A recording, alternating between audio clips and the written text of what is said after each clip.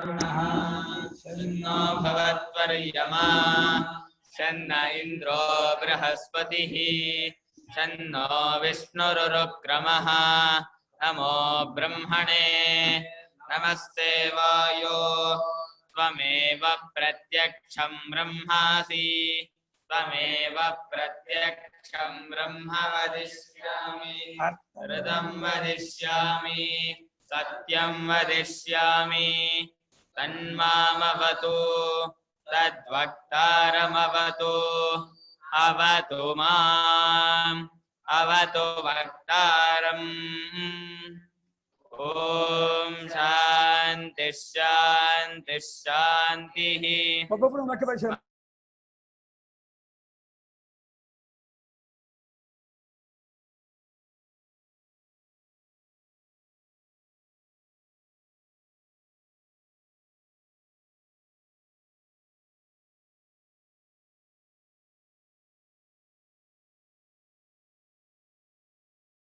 नित्यं प्रणतोऽस्म्यहम् तैत्तिरीयकसारस्य मयाचार्य प्रसादतः विस्पष्टार्थरुचीनां हि व्याख्येयं सम्प्रणीयते ಒಂದು ವಾಕ್ಯ ಪ್ರಾಚೀನ ಮಕ್ಕಳು ವೇದಂ ಅನೂಚ್ಯ ಆಚಾರ್ಯಃ ಅಂತೆವಾಸಿನಂ ಅನುಶಾಸ್ತಿ ಸತ್ಯಂ ವದ ಧರ್ಮಂ ಚರ ಸ್ವಾಧ್ಯಾಯಾತ್ ಮಾ ಪ್ರಮದಃ ಆಚಾರ್ಯಾಯ ಪ್ರಿಯಂ ಧನಂ आहृत्य प्रजातन्तुं मा व्यवच्छेत्सीः सत्यात् न प्रमदितव्यम्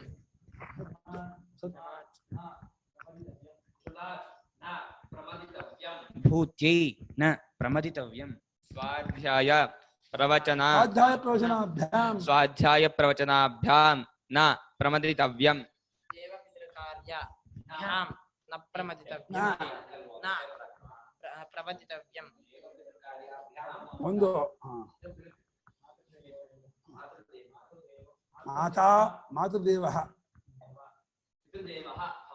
आचार्यदेवः भव अतिथिदेवः भव यानि यानि अनवद्यानि कर्माणि तानि सेवितव्यानि मो नो इतराणि मो ಅಂತ ಇದು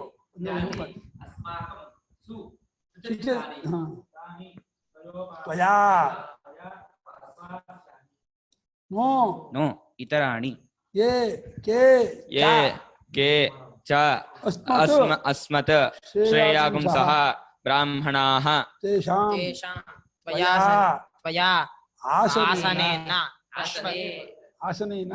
आसनेन प्रश्वसितव्यम् श्रद्धया देयम्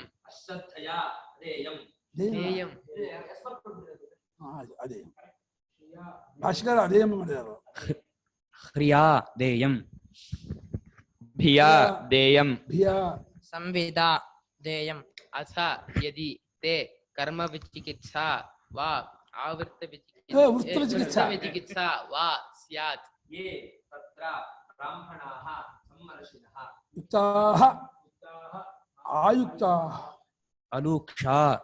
अलूक्षाः धर्मकामाः स्युः यथा ते तत्र वर्तेरन् तत्र वर्तेथाः अथ अभ्याख्यातेषु ये तत्र ब्राह्मणाः अलूक्षाः धर्मकामाः स्युः यथा ते तेषु वर्तेरन्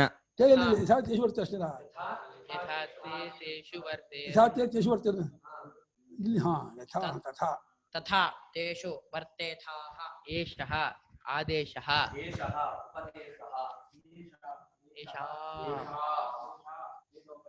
एतत् अनुशासनम् एवम् उपासितव्यम्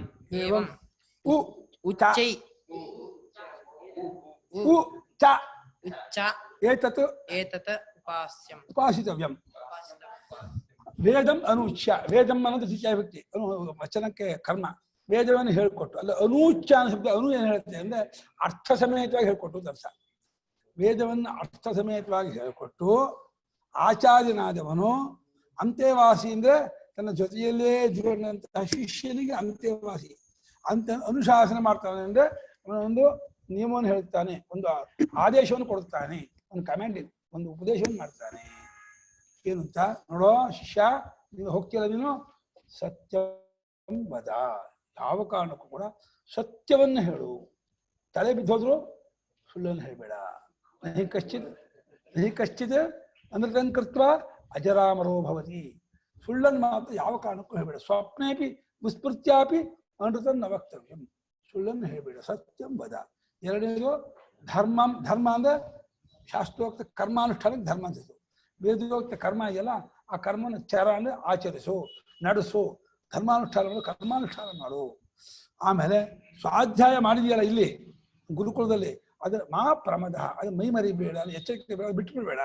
ಹೋಗ್ಬಿಟ್ಟು ವ್ಯವಹಾರದಲ್ಲೋ ಭೋಗದಲ್ಲೋ ಆಟಪಾಠದಲ್ಲೋ ಮುಳುಗಿಬಿಟ್ಟು ಅನ್ಯಾಯ ಕಲ್ಕೊಂಡಿದ್ದಲ್ಲ ಮರಿಬೇಡ. ಮಾ ಪ್ರಮದ.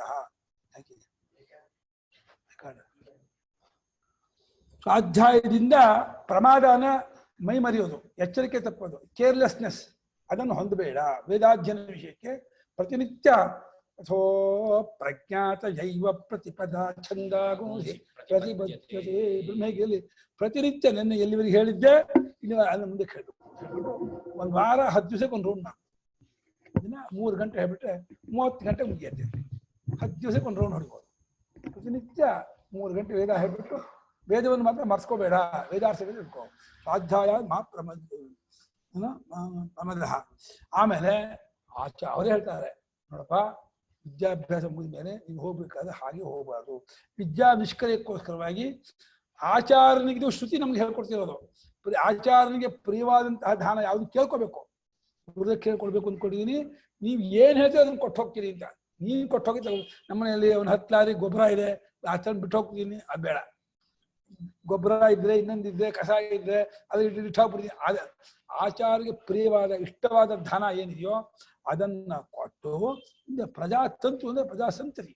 ನಿನ್ನ ತಂದೆ ಅಜ್ಜ ಮುತ್ತಜ್ಜ ಹೇಗೆ ನಿನ್ನವರೆಗೂ ಬಂದೋ, ನೀನು ನಿನ್ನ ಮಗ ಮೊಮ್ಮಗ ಮರಿಮಗ ಅಂತ ಹೇಳಿ ಈ ರೀತಿ ಬೆಳೆಸೋರಾಗಬೇಕು. ಪ್ರಜಾಸಂತಾನವನ್ನ ತುಂಡು ಮಾಡಬೇಡ.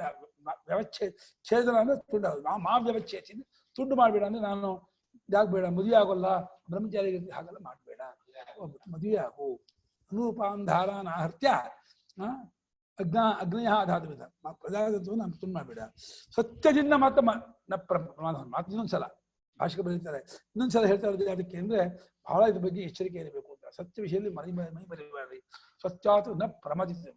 ಪ್ರಮಾದ ಅಂದ್ರೆ ಏನೋ ತಮಾಷೆಗೆ ಹೇಳ್ಬಿಟ್ಟೆ, ಏನೋ ಇದಕ್ಕೆ ಹೇಳ್ಬಿಟ್ಟೆ, ಅದೆಲ್ಲ ಮಾಡಬೇಡ. ಸತ್ಯದ ವಿಷಯದಲ್ಲಿ ಪ್ರಮಾದವನ್ನು ಹೊಂದಬೇಡ. ಧರ್ಮ ಅನುಷ್ಠಾನ ಮಾಡಬೇಕಾದಲ್ಲ, ಬೇಜಾರು 7 ಗಂಟೆ ಮಾಡ್ಕೊಂಡ್ಬಿಡ್ತೀನಿ, ಏನು ಅಂತೇಳಿ ಸಂಜಾನೆ ಬಿಡ್ತೀನಿ, ಅಂಗೀಕಾರ ಬಿಡ್ತೀನಿ, ಅದೆಲ್ಲ ಮಾಡಬೇಡ. ಧರ್ಮಾನುಷ್ಠಾನವನ್ನ ತಪ್ಪದೇ ನಡೆಸುವನಾಗು. ಧರ್ಮ ಕುಶಲ ಅಂದ್ರೆ ಶರೀರದ ಇದು ಅಲ್ಲ. ಕುಶಲ ಏನ್ ಮಾಡಿದೆ ಅಂದ್ರೆ ಇದು ಗೃಹಸ್ಥ ಜೀವನದ ಬದುಕು, ಲೌಕಿಕ ವ್ಯವಹಾರ. ಲೌಕಿಕ ವ್ಯವಹಾರ ಮಾಡುವಾಗಲೂ ಬದುಕಿನಲ್ಲೂ ಕೂಡ ಪ್ರಮಾದವನ್ನು ಹೊಂದಬೇಡ. ಭೂತಿ ಅಭೂತಿ, ನಿನ್ನ ಮನೆ ಅಭಿವೃದ್ಧಿ ಆಗುವ ವಿಷಯಕ್ಕೆ ಏನೇನು ತಂದ್ಕೋಬೇಕು, ಮನೆಗೆ ಏನೇನು ಇಟ್ಕೋಬೇಕೋ ಅದನ್ನೆಲ್ಲ ನೀನು ಮಾಡ್ಕೋಬೇಕು. ಅದರಲ್ಲೂ ಪ್ರಮಾದ ಹೊಂದಬೇಡ. ಅಂದ್ರೆ ಅನ್ನ, ಇದು ಅಕ್ಕಿ, ಬೇಳೆ ಇತ್ಯಾದಿಗಳು ಇದೆಯಲ್ಲ, ವರ್ಷಕ್ಕಾಗುವಷ್ಟು ಎಣ್ಣೆ, ಬೇಳೆ, ತುಪ್ಪ ಇಟ್ಕೊಳ್ಳೋದು, ಬೆಲ್ಲ, ಮೆಣಸಿನ್ಕಾಯಿ. ಅಭಿವೃದ್ಧಿ ಆಗೋದಕ್ಕೆ ಬೇಕಾದಂತಹ ಕರ್ಮವನ್ನು ಮಾಡುವುದರಲ್ಲಿ ನೀನು ತತ್ಪರನಾಗುವ, ಅದ್ರಲ್ಲಿ ಮೈಮರಿಬೇಡ. ಸ್ವಾಧ್ಯಾಯ ಪ್ರವಚನಾಭ್ಯಾಮ್, ಮತ್ತೆ ನೀನು ಪ್ರತಿನಿತ್ಯ ವೇದ ಪಾರಾಯಣ ಮಾಡೋದು, ಹೇಳ್ಕೊಡೋದು, ಈ ವಿಷಯದಲ್ಲೂ ಕೂಡ ಪ್ರಮಾದವನ್ನ ಮೈ ಮರೆಯುವಂಥವನಾಗಿ ಆಗಬೇಡ, ಎಚ್ಚರಿಕೆ ತಪ್ಪುವನಾಗಬೇಡ. ದೇವಪಿತೃ ಕಾರ್ಯ ಅಂದ್ರೆ ಆಯಾಯ ಕಾಲಕ್ಕೆ ಬಾಳಬೇಕಂತ ದೇವತಾ ಕಾರ್ಯಗಳು ಅಲ್ಲಿ 2 ತರಹ ಮಾಡ್ಬೋದು. ಅಗ್ನಿಹೋತ್ರ, ದಶಗುಣ, ಜಾತಮಾಸ ದೇವ ಕಾರ್ಯ ಮಾಡ್ಕೋಬಹುದು. ನಮ್ಮ ವರ್ಷ ಶಿವರಾತ್ರಿ, ಗೋಕಾಟಿ, ವರ್ಷ ಹಬ್ಬ ಅದು ಇಟ್ಕೊಂಡಿದೆ, ತಪ್ಪೇನಿಲ್ಲ. ಪಿತೃಕಾರ್ಯ, ಶ್ರಾದ್ದಾದಿಗಳು, ತಂದೆ ತಾಯಿ ಮಾಡಬೇಕಾದ ಶ್ರಾದ್ದಾದಿಗಳು ಅದನ್ನ ಮಾಡದೇ ಇರಬೇಡ. ಯಾವ ಕಾರಣಕ್ಕೂ ಶ್ರಾದ್ದವನ್ನ ಲೋಪ ಮಾಡಬೇಡ. ಅಮಾವಾಸ್ಯ ತರ್ಪಣವನ್ನು ಬಿಡಬೇಡ. ತಸ್ಮಾನ್ ಮಾಸ ಪಿತೃಭ್ಯ ಕ್ರಿಯತೆ ಶ್ರುತಿ. ಪ್ರತಿ ಮಾಸಗಳು ಅಮಾವಾಸ್ಯ ದಿವಸ ಪಿತೃಗಳಿಗೆ ತರ್ಪಣ ಕೊಟ್ಟು ಅದನ್ನ ನೀವು ಅನ್ನಿಸಲೇಬೇಕು, ಬಿಡಬೇಡ ಅದನ್ನ. ಮಾತೃದೇವ ಮಾತಾ ದೇವ ಯಸ್ಯ ಸಹ ತಾಯಿ ನೋಡೋಕೆ ದೇವರಿಂದ ಕಾಣದೆ ಹೋದ್ರು ತಾಯಿ ನಮಗೆ ಒಂದು ರೀತಿ ಒಂದು ಅಯ್ಯೋ ಕಿರಿಕಿರಿ ಮಾಡ್ತಾರೆ, ಓದ್ಕೊಳ್ತಾಳೆ, ಮತ್ತೆ ಇದು ಮಾಡು ಅಂತಾಳೆ ಅಂತ ಬೈಬೇಡ. ಅಮ್ಮ ಪದೇ ಪದೇ ಹೇಳಿದ್ರು ಕೂಡ ಅಮ್ಮನ ವಿಷಯಕ್ಕೆ ಬೇಜಾರು ಕೋಪ ಮಾಡಿಸ್ಬೇಡ, ಅಮ್ಮನಿಗೆ ಮಾತ್ರ ಬೇಜಾರು ಮಾಡಬೇಡ.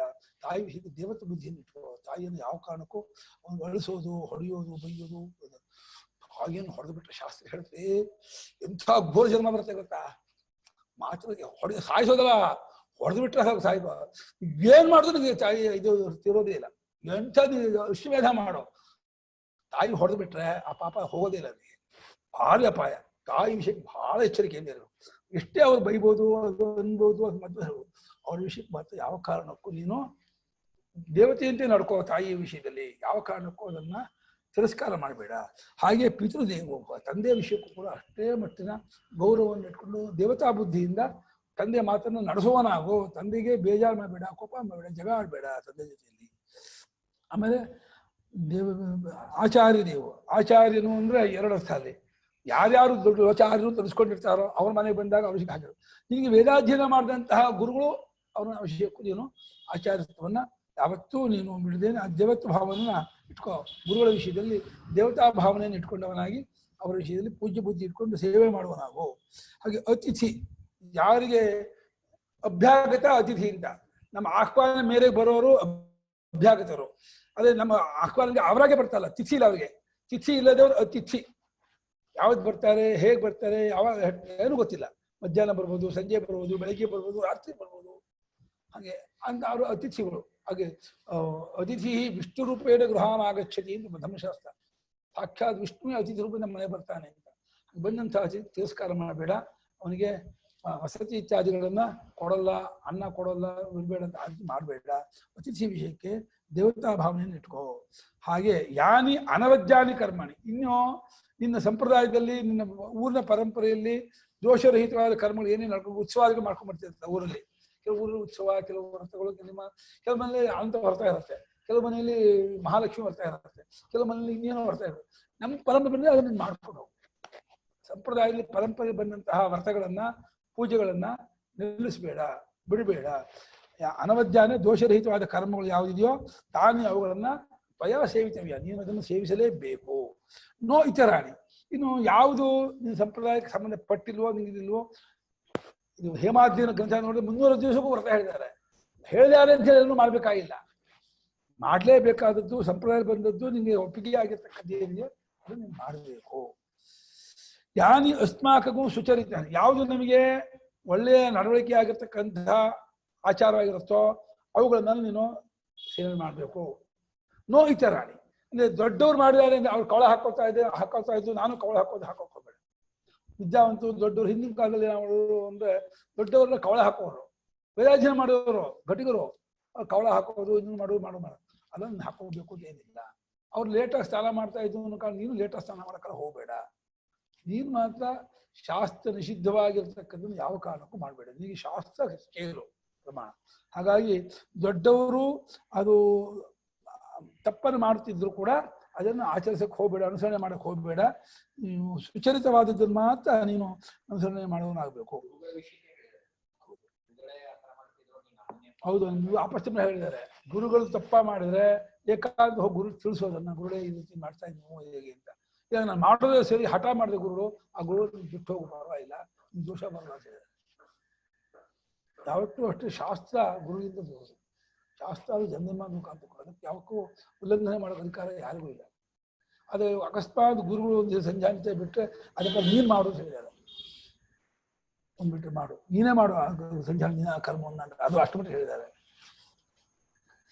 ಏಕೇಚ ಯಾರಾದ್ರೂ ಸರಿ ಅಸ್ಮತ್ತಃ ಶ್ರೇಯಾಂಶ, ನಮಗಿಂತ ಶ್ರೇಷ್ಠರಾಗಿರ್ತಕ್ಕವರು ದೊಡ್ಡವರು, ಅಂದರೆ ವಿದ್ಯೆ, ಅನುಷ್ಠಾನ, ತಿಳುವಳಿಕೆ ಮತ್ತೆ ಬೇರೆ ವಯಸ್ಸು ಎಲ್ಲದರಲ್ಲೂ ದೊಡ್ಡವರಾಗಿರ್ತಕ್ಕವರು ಆಗಿದ್ದು ಬ್ರಾಹ್ಮಣರು. ಅದರಲ್ಲಿ ವಿಶೇಷವಾಗಿ ಅವ್ರಿಗೆ ಅನುಸರಣೆ ಮಾಡಬೇಕು ಬ್ರಾಹ್ಮಣರು ತಾನೆ. ಬ್ರಾಹ್ಮಣ ವಿದ್ಯಾರ್ಥಿ ಬ್ರಾಹ್ಮಣರಾದವರನ್ನೇ ಅನುಸರಣೆ ಮಾಡಬೇಕು. ಶ್ರೇಷ್ಠರಾಗಿರ್ತಕ್ಕಂಥ ಬ್ರಾಹ್ಮಣರು ಯಾರಿರ್ತಾರೆ ತೇಷಾಂ ಅಂಥವರಿಗೆ ಆಸನೇನ ಬಂದು ಕೂಡ ಆಸನವನ್ನು ಕೊಡೋದ್ರ ಮೂಲಕ ಪ್ರಶ್ವಸಿತ ಅಂದರೆ ಅವರ ಶ್ರಮವನ್ನ ಪರಿಹಾರ ಮಾಡಬೇಕು ಅಂತ ಒಂದರ್ಥ. ತೇಷಾಂ ತ್ವಯಾ ಆಸನೆ ನ ಪ್ರಶ್ವಸಿತ, ಅವರೆಲ್ಲ ಕೂತ್ಕೊಂಡು ಚರ್ಚೆ ಮಾಡ್ತಿದ್ರೆ ಮಧ್ಯದಲ್ಲಿ ನನಗೂ ಗೊತ್ತು ಅಂತ ಹೇಳಿ ಮುಖ ತೋರಿಸ್ಬೇಡ, ಮುಖ ತೋರಿಸ್ಬೇಡ, ಇಂಟರ್ಫಿಯರ್ ಆಗಬೇಡ. ಆಸನೆ ಅಂದ್ರೆ ಚರ್ಚಾ ನಿಮಿತ್ತೆ ಆಸನೆ, ಗೋಷ್ಠಿ ನಿಮಿತ್ತೆ ಆಸನೆ ಸತಿ ನ ಪ್ರಶ್ವಸಿತ. ಆಸನೆ ನ ಪ್ರಶ್ವಸಿತ ಪದಚ್ಛೇದ. ಆಸನೇನ ಪ್ರಶ್ವಸಿತವ್ಯಂ ಇನ್ನೊಂದು ಅರ್ಥ. ಆಸನವನ್ನು ಕೊಡುವುದ್ರ ಮೂಲಕ ಅವ್ರ ಶ್ರಮವನ್ನು ಅಪನಯನ ಮಾಡು, ಹೋಗಲಾಡಿಸು, ಪರಿಹಾರ ಮಾಡು. ಅವರಿಗೆ ಆಯಾಸವನ್ನು ಪರಿಹಾರ ಮಾಡಿ ಪಾನೀಯಾದಿಗಳನ್ನು ಕೊಟ್ಟು ಗಾಳಿ ಬೀಸಿ ಅವರಿಗೆ ಶುಶ್ರೂಷೆ ಮಾಡು, ಪರಿಚರ್ಯ ಮಾಡು ಒಂದರ್ಥ. ಆಸನ ನಿಮಿತ್ತವಾಗಿ ಕೂತಿದ್ದಾಗ, ಚರ್ಚಾ ನಿಮಿತ್ತವಾಗಿ ಕೂತಿದ್ದಾಗ ಮಧ್ಯೆ ನನಗೂ ಗೊತ್ತು ಅಂತೇಳಿ ನೀನು ನಿನ್ನ ವಾಕ್ಯವನ್ನು ಮಧ್ಯ ತೋರಿಸ್ಬೇಡ, ಸುಮ್ಮನೆ ಇರು.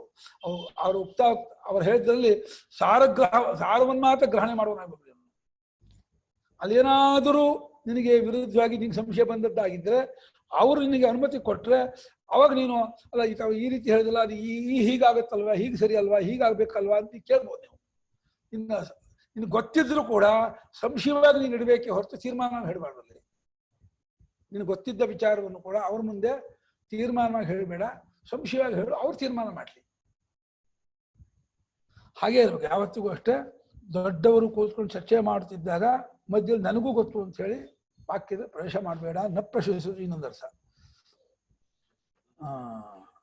ಆಮೇಲೆ ಯಾರಿಗೆ ಏನೇ ಕೊಡಬೇಕಾದ್ರೂ ಶ್ರದ್ಧೆಯಿಂದ ಕೊಡು.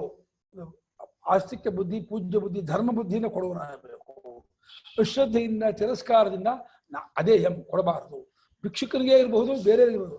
ಪ್ರೀತಿಯಿಂದ ಕೊಡು, ಗೌರವದಿಂದ ಕೊಡು, ಪರಮಾತ್ಮ ಪ್ರೀತ್ಯರ್ಥ ಕೊಡು. ಕೊಡುವಾಗ ಬಹಳ ಗೌರವ, ಆತ್ಮೀಯತೆ, ಪ್ರೇಮ ಇಟ್ಕೊಂಡು ಕೊಡು. ಅಶ್ರದ್ಧೆಯಿಂದ ಕೊಡಬೇಡ. ಆಮೇಲೆ ಶ್ರೀಯಾದೇವ್ ಆಮೇಲೆ ಕೊಡುವಾಗ ನನಗೆ ಕೊಟ್ಬಿಟ್ರೆ ಎಲ್ಲ ಹೋಗ್ಬಿಡುತ್ತೆ, ಏನು ಇಲ್ಲ ಅಂತ ಹೇಳ್ಬಿಡುತ್ತೆ ಅಂದ್ಬಿಟ್ಟು ಭಗವಂತ ಬೇಕಾಷ್ಟು ಕೊಟ್ಟಿದ್ದಾನೆ, ಸಂಪತ್ತು ಬೇಕಾಷ್ಟು ತಗೊಳ್ಳಿ ಪರವಾಗಿಲ್ಲ ಅಂತ ತಗೊಳ್ಳೋರಿಗೆ ಸಂಕೋಚ ಆಗದೆ ಇರೋ ಹಾಗೆ ಕೊಡ್ಬೇಕಂತೆ. ಏನಪ್ಪ ಇಷ್ಟೆಲ್ಲ ಕೊಡ್ತಾ ಇದ್ದಾನೆ, ಅಯ್ಯೋ ಭಗವಂತ ಬೇಕಾಗಿ ಕೊಟ್ಟಿದ್ದಾನೆ, ಏನು ತೊಂದರೆ ಇಲ್ಲ, ಸಂಪದ್ಯುಕ್ತವಾಗಿ ತಗೊಳ್ಳಿ, ಏನು ಇದಿಲ್ಲ, ನನಗೆ ಯಾವ ಕೊರತೆನೂ ಆಗಲ್ಲ, ಇದನ್ನು ನನ್ನ ಭಾಗ್ಯ ಅದು. ನೀವು ಬಂದಿರೋದು ದಾನ ತಗೊಳ್ಳೋಕ್ಕೆ ಸತ್ಪಾತ್ರ ಬಂದಿರೋದು ನೀವು ನನ್ನ ಭಾಗ್ಯ ಕೊಡಿ, ಸಂಪದ್ಭರಿತವಾಗಿ ಕೊಡ್ಬೇಕಂತೆ. ಕೊಟ್ಟದ್ದು ಹೋಯ್ತು, ಇವಾಗ ಇಷ್ಟು ಕೊಟ್ಬಿಟ್ನಲ್ಲ, ಕಳ್ಕೊಂಡ್ಬಿಟ್ನಲ್ಲ, ಹಾಗೆ ಅನ್ಕೋಬೇಡ. ನನ್ಗೆ ಕೊಟ್ಟದನ್ನ ಏನು ಕಳ್ಕೊಳ್ಳಲ್ಲ, ನಂಗೆ ಬೇಕಾದಷ್ಟಿದೆ ಅನ್ನೋ ಭಾವನೆ ಎಷ್ಟೇ ಇರಲಿ, ಅದ್ರಲ್ಲಿ ನೀನು ತೃಪ್ತನಾಗಿದ್ದು ಕೊಡುವನಾಗು ಅಂತ. ಶ್ರೇಯಾಯುಕ್ತವಾಗಿ ಕೊಡುವಂತ. ಆಮೇಲೆ ಎಲ್ಲಿ ಇನ್ನು ಕ್ರಿಯಾ ಅಲ್ವಾ, ಇನ್ನೊಂದು ಎರಡು ಕ್ರಿಯಾ ಅಂದ್ರೆ ಮಹಾತ್ಮರಿಗೆ ಎಷ್ಟೆಷ್ಟೆಲ್ಲ ಕೊಡ್ತಾರೆ, ನಾನು ಕೊಡ್ತಾ ಇರೋದು ಮಹಾ ಅತ್ಯಲ್ಪ ಅಂತ ಹೇಳಿ ನಾಚಿಕೆ ಪಟ್ಕೊಂಡು ಕೊಡ್ಬೇಕಂತೆ. ನಾನು ಏನು ಮಹಾ ಕೊಡ್ತಾ ಇದ್ದೀನಿ, ಎಷ್ಟು ಮಹಾ ಕೊಡ್ತಾ ಇದ್ದೀನಿ, ನಾನು ಕೊಡ್ತಾ ಇರೋದು ಅತ್ಯಲ್ಪ ಅಂತ ಅನ್ಕೊಂಡು ನಾಚಿಕೆ ಪಟ್ಕೊಂಡು ಕೊಡ್ಬೇಕಂತೆ. ಅದ್ರಲ್ಲಿ ಇವರು ಏನು ಮಾಡ್ತಾರೆ, ಏಕಾಂತದಲ್ಲಿ ಕೊಡೋದು ಬೇರೆ ಹೇಳಿ ಅರ್ಥ ಮಾಡ್ತಾರೆ. 10 ಜನರ ಮುಂದೆ ಕೊಟ್ಟೆ ಅಂತ ತೋರಿಸ್ಕೋಬೇಡ, ಗುಟ್ಟಾಗಿ ಕೊಡು, ಏಕಾಂತ ಕೊಡು ಯೋಗ್ಯವಾದವರಿಗೆ. ಭಿಯಾದೇಯಂ ಅಂದ್ರೆ ಎಲ್ಲಿ ನಾನು ದಾನವನ್ನು ಮಾಡದೇ ಇದ್ರೆ ಶಾಸ್ತ್ರದ ಒಂದು ಯಜ್ಞೋದಾನ ಅಂತ ಪಶ್ಚಿಮ ಪಾವನಾನಿ ನಿತ್ಯ ಕರ್ಮ ಹೇಳಿದಾಗ ದಾನವನ್ನ, ಶಾಸ್ತ್ರೀಯ ಕರ್ಮವನ್ನ ಬಿಟ್ಟವನಾಗ್ಬಿಡ್ತೀನೋ ಅನ್ನುವ ಹೆದರಿಕೆಯಿಂದ ಕೊಡು. ಹೆದರಿಕೆಯಿಂದ ಕೊಡು ಶಬ್ದಕ್ಕರ್ಥ ಅವರು ಬೈತಾರೆ, ಬೇಜಾರು ಮಾಡ್ಕೋತಾರೆ, ಜನ ಅಂತಾರೆ, ಆ ಭಯ ಅಲ್ಲ. ಶಾಸ್ತ್ರದ ಒಂದು ಕರ್ಮವನ್ನ ನಾನು ಲೋಪ ಮಾಡಿದವನಾಗ್ಬಿಡ್ತೀನಿ ದಾನ ಮಾಡದೆ ಹೋದ್ರೆ ಅವನು ಆ ಭಯದಿಂದ ಕೊಡುವಂತ ಅರ್ಥ. ಪ್ರಿಯ ಅಂದ್ರೆ ಭಯದಿಂದ ಕೊಡುವಂತ ಶಬ್ದಕ್ಕರ್ಥ ಅವರು ಏನೋ ಬೇಜಾರು ಮಾಡ್ಕೋತಾರೆ, ಜನ ಅಂತಾರೆ, ಅಥವಾ ನಂಗಿನ ಆಗೋದು ಆ ರೀತಿ ಅಲ್ಲ. ಶಾಸ್ತ್ರೋಕ್ತ ಕರ್ಮ ಇದು ದಾನ ಅನ್ನೋದು, ಇದನ್ನ ನಾನು ಲೋಪ ಮಾಡೋನಾಗ್ಬಿಡ್ತೀನಿ ಮಾಡದೆ ಹೋದರೆ ಅನ್ನೋ ಆ ಭಯದಿಂದ ಕೊಡುವ ನಾವು.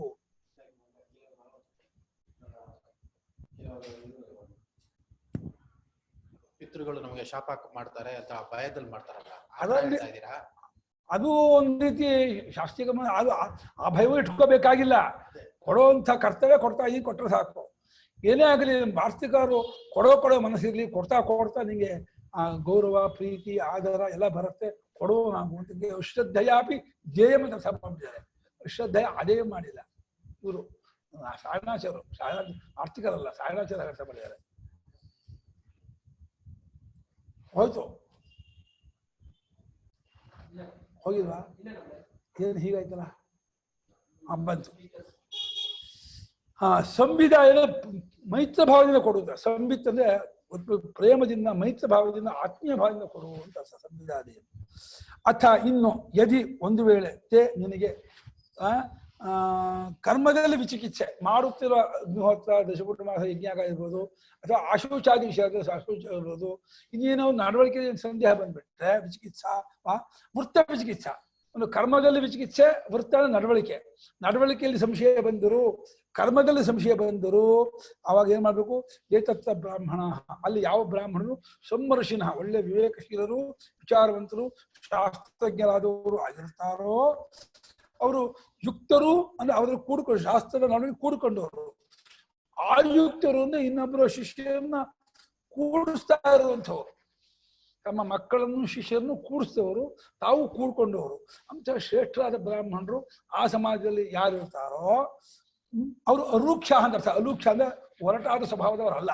ಅಲೂಕ್ಷ ಅಂದ್ರೆ ಅರೂಕ್ಷ ಅಂದ್ರೆ ನೀವೇನೋ ಸಣ್ಣ ತಪ್ಪು ಮಾಡಿರ್ಕೋ ಅದಕ್ಕೆ ದೊಡ್ಡ ಶಿಕ್ಷೆ ಕೊಟ್ಬಿಡೋರು, ಅದು ತುಂಬಾ ತಪ್ಪದು. ಹೊರಟು ಅದು ತಮ್ಮವ್ರು ಏನೋ ಒಂದು ತಪ್ಪು ಮಾಡಿದ್ರೆ ಸಾಕು 108 ಗಾಯತ್ರಿ ಮಾಡ್ಕೊಂಡು ಸಾಕು ತಂದ್ಬಿಡೋರು.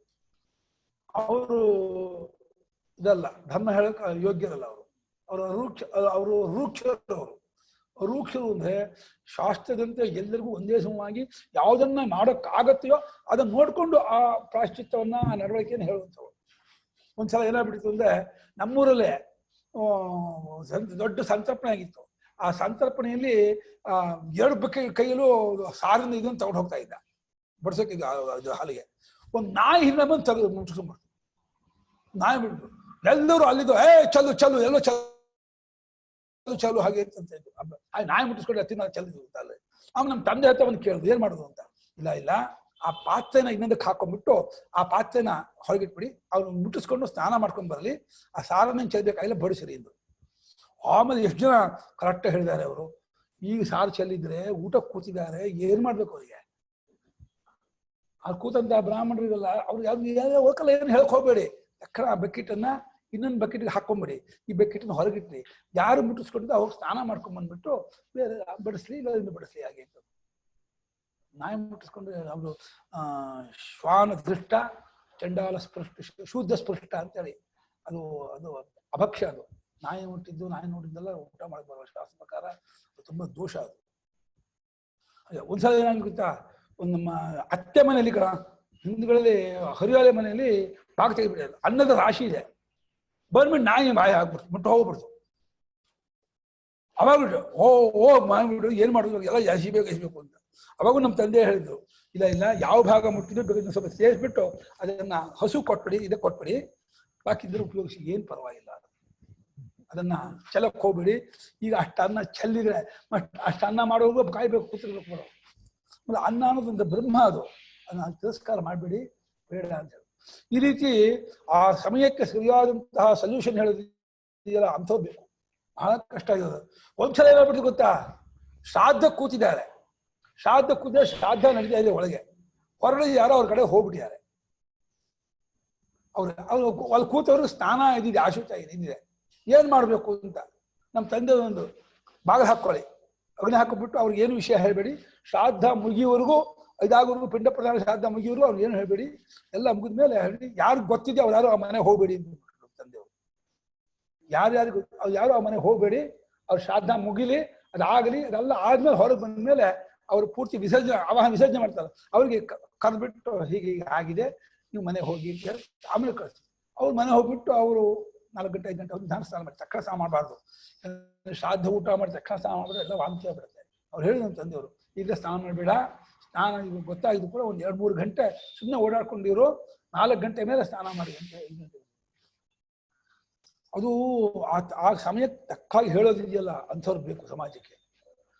ಕೆಲವು ಜನ ಅವನು ಗೊಡ್ಡ ವೈದಿಕರು ಇರ್ತಲ್ಲ, ಗೊಡ್ಡ ಹಠದವರು, ಆಗಲ್ಲ, ಇಲ್ಲ ಎದ್ದು ಬಿಡ್ಬೇಕು ಆಗಲ್ಲ. ಒಂದ್ಸಲ ಏನಾಯ್ತು ಗೊತ್ತಾ, ಈ ಸಪೋಟ ಬಡಿಸಿದ್ರು ಶ್ರಾದ್ದ ಇದ್ರಲ್ಲಿ ಸಪೋಟ ಇದ ಬಡಿಸಿದ್ದಾರೆ, ಆ ತೆಗಿಬೇಕು, ಆ ಬೀಜ ಹಾರ್ಬಿಡಿ ಪಕ್ಕದಲ್ಲಿ ಹೋಗ್ಬಿಡ್ತು ಊಟ ಮಾಡ್ತಿರ್ಬೇಕಾದ್ರೆ. ಇವಾಗ ಏನ್ ಮಾಡ್ಬೇಕು ಅಂತ ಅಲ್ಲಿದ್ದವರು ಇವ್ ಹೇಳ್ಬೇಕು, ಇವಾಗ ಆಗಲ್ಲ, ನೀವು ಇದಾಯ್ತು ಎಂಜಾಯ್ ಆಯ್ತು ಹೇಳ್ಬೇಕು ಹಾಗೆ ಅಂತ. ಇವಾಗ ನಮ್ಮ ತಂದೆ ಹತ್ರ ಓಡ್ ಬಂದ್ರು, ಏನ್ ಮಾಡಿದ್ರು ಹೀಗೆ ಆಯ್ತಲ್ಲ ಅಂತ. ಇಲ್ಲ ಅವ್ರು ಆವಾಹನೆಯಾಗಿ ಕೂರಿಸಿರೋದ್ರಿಂದ ಹೇಳೋಕ್ ಬರೋದಿಲ್ಲ, ಅವನು ಊಟ ಮಾಡ್ಲೇಬೇಕು. ಊಟ ಮಾಡಿಬಿಟ್ಟು ಇವನು ಪೂರ್ತಿ ಇದಾಗಿದ್ಮೇಲೆ ಅದನ್ನ ತೆಗಿಲಿಲ್ಲ, ಇದನ್ನ ಊಟ ಮಾಡ್ಲಿ, ಊಟ ಮಾಡಿ ಶ್ರಾದ್ದ ಇದಾದ್ಮೇಲೆ 4 ದಿವಸ ಅವನು ಉಪವಾಸ ಇದ್ದು ನಾಡ್ದು ಪಂಚಗವ್ಯ ತಗೊಂಡು ಅವನು ಜನ್ಮಾಸನ ಮಾಡ್ಕೊಂಡು ಇದು ಮಾಡ್ಲಿ ಅಂತ ಹೇಳಿದ್ರು. ತೀರಾ 4 ದಿವಸ ಉಪವಾಸ ಇರೋ ಕಷ್ಟ ಅಂತಂದ್ರೆ ಏನಾದ್ರು ಹಣ್ಣು ತಿನ್ಕೊಳ್ಳಿ, ಏನೇನು ಮಾಡ್ಕೊಳ್ಳಿ ಅಂತ ಅದನ್ನು ಹೇಳಿದ್ರು. ಆದ್ರೆ ಹೇಳಬಾರ್ದು. ಶ್ರಾದ್ದಕ್ಕೆ ಕೂತು ನಿಮಂತ್ರಣ ಆಗಿ ಆವಾಹನೆ ಆಗ್ಬಿಟ್ಟ ಮೇಲೆ ಸಾಕ್ಷಾತ್ ವಿಷ್ಣುವೇ ಕೂತಿದ್ದಾನೆ, ಪಿತೃಗಳೇ ಕೂತಿದ್ದಾರೆ ಅಂತ ಆದ್ಮೇಲೆ ಅವ್ರಿಗೆ ಮುಟ್ಟಿಸ್ಕೊಂಡು ಹೇಳ್ಬಾರ್ದು, ಎಂಜಲ್ ಹಾರದು ಹೇಳೋ ಹಾಗಿಲ್ಲ ಅವರು. ಅವರು ಅವನ ಕರ್ತೃಂಗ ಅಧೀನ ಅವರು. ಇವ್ರಿಗೆ ಸ್ವಾತಂತ್ರ್ಯ ಇಲ್ಲ. ಇನ್ನು ಅವನ ಶ್ರಾದ್ದ ಹಾಳ ಹೋಗ್ಬಿಡುತ್ತೆ ಎದ್ಬಿಟ್ರೆ. ಕರ್ತೃನ ಶ್ರಾದ್ದ ಏನ್ ಮಾಡ್ಬೇಕು ಅವನು? ಕರ್ತೃನ ಶ್ರಾದ್ದವನ್ನು ಹಾಳಬಾರ್ದು. ಯಾವಾಗ ಅಂತಂದ್ರೆ ಒಂದ್ಸಲ ಏನಾಗ್ಬಿಟ್ಟು ಗೊತ್ತಾ, ವಾಂತಿ ಆಗ್ಬಿಡ್ತು ಊಟ ಮಾಡ್ತಿರ್ಬೇಕಾದ್ರೆ. ಅದಾಗೂ ನಮ್ಮ ತಂದೆ ಹತ್ರ ಬಂದಿದ್ರು, ಎಷ್ಟೆಷ್ಟರ ಘಟನೆ ನಡೆದಿದೆ ಅಂದ್ರೆ ವಾಂತಿ ಆಗ್ಬಿಡುತ್ತೆ. ಅಲ್ಲಿ ವಾಂತಿ ಆಗಿದ್ದಾಗ ವಿಷ್ಣು ಸ್ಥಾನ ನನ್ನ ತಂದೆ ಏನೊಂದು, ವಿಷ್ಣು ಸ್ಥಾನ ವಾಂತಿ ಆದ್ರೆ ಅವ್ನು ಎದ್ದೋಗಲಿ, ವಾಂತಿ ಮಾಡ್ಕೊಂಡವನು ಅವ್ನು ಎದ್ದಬಿಟ್ಟು ಸ್ನಾನ ಮಾಡ್ಕೊಂಡು ಅವ್ನು ಇದಾಗಿರ್ಲಿ. ಆದ್ರೆ ಆ ಅಗ್ನಿಯಲ್ಲಿ 37 ಆಹುತಿ ಕೊಡ್ಲಿ ಪುರುಷ ಸೂಕ್ತದಲ್ಲಿ, ಇವರಿಬ್ರು ಇದು ಮಾಡ್ಲಿ ಹಾಗೆ ಅಂತ. ಆಮೇಲೆ ಅದು ಕೇಳಿದ್ರು, ಹಾಗಾದ್ರೆ ಪಿತೃಸ್ಥಾನಕ್ಕೆ ಆಗಿದ್ದೆ ಅಂದ್ರೆ, ಪಿತೃಸ್ಥಾನಕ್ಕೆ ಆಗಿದ್ದೆ ಶ್ರಾದ್ದ ಹೋಯ್ತು, ಏನು ಮಾಡೋಕ್ಕಾಗಲ್ಲ.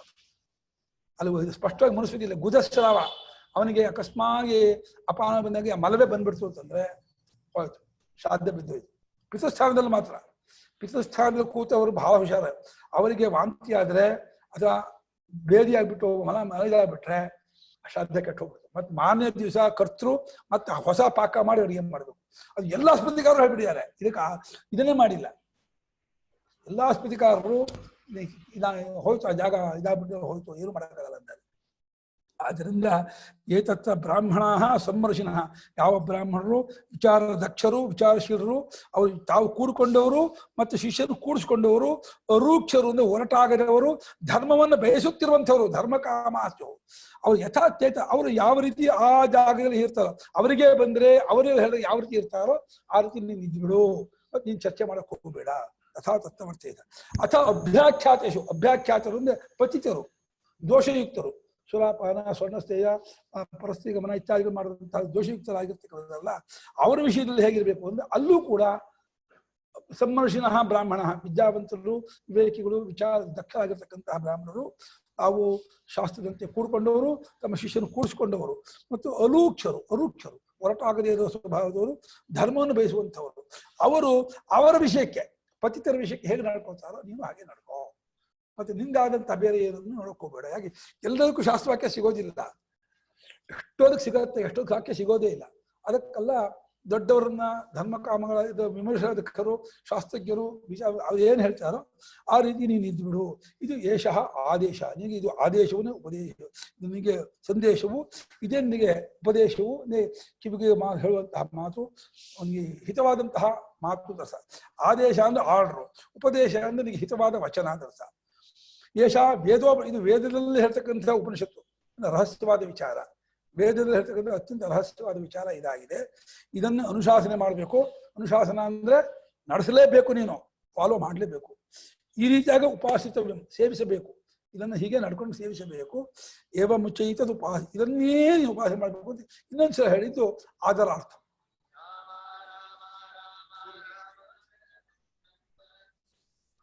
ಆಯ್ತು, 11:40 ಆಯ್ತು. ಇಲ್ಲಿ ಗುರುಗಳೇ ಒಂದು ಕ್ವಶನ್ ಅಲ್ಲ, ಈ ಕರೋನಾ ಭಯದಿಂದ ಎಲ್ಲಾರ್ಗೂ ಎಲ್ಲಾನು ಚೆನ್ನಾಗಿ ಅರ್ಥ ಆಗ್ತಾ ಇದೆ ಇವಾಗಿನ ಜನರೇಷನ್.